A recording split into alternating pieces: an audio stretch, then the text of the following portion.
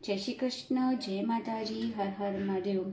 દિવાળી આવે છે તો એક વાતનું ખાસ ધ્યાન રાખજો કે તમારા ઘરમાં જાત જાતના નાસ્તા તો બનતા જ હશે। જો મેં કાલે મઠિયા તળ્યા ભાવે છે, ઘણા લોકો એવા છે કે મઠિયા ચોળાફળી તો જોઈએ, હે ને। મારા ઘરમાં બધાને ભાવે। જો કેટલા સરસ મજાના છે। તો આ મઠિયા કાલે મેં તળે।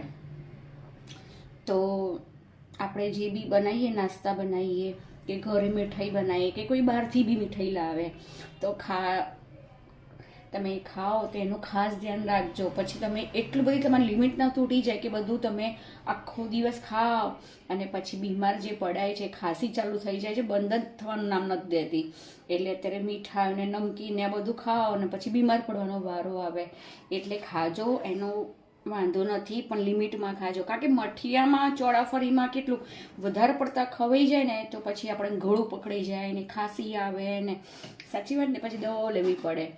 એટલે બધા એ વાતનું ખાસ ધ્યાન રાખજો। પાછું આ તો આપણે ખાઈએ એમ બનાવીએ, સાથે દિવાળી હોય તો અલગ અલગ બધાના ઘરે બધું નવું નવું કંઈક બનાવતા હોઈએ, હે। ત્યારે આપણે રૂટીન ખાવાનું નથી બનાવતા, આપણે કંઈક નવું જ કંઈક બનાવતા। દરેકના ઘરે સેવ ઉસળ હોય, પાણીપુરી હોય ને, પંજાબી હોય ને, ભેળ હોય ને, ચાટપુરી હોય, દિલ્હી ચાટ હોય, કંઈક નવા નવા નાસ્તા સાંજ પડે ને બધું નાસ્તા અલગ અલગ હોય।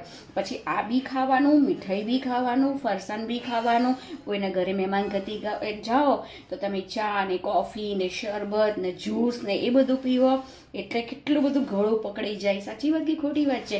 એટલે એ વાતનું ખાસ ધ્યાન રાખજો, હો। જય શ્રી કૃષ્ણ।